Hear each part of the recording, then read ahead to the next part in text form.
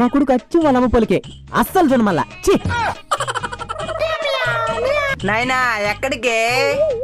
పశువులకి గిడ్డ వేసేస్తా. పశువులు గడ్డి తింటాయా? అయితే నువ్వు కూడా తినేసిరా. తెలియకుండా అన్నాడు.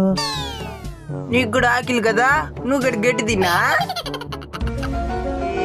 ఏ ఏ ఏ ఏ ఏ ఏ ఏ ఏ ఏ ఏ ఏ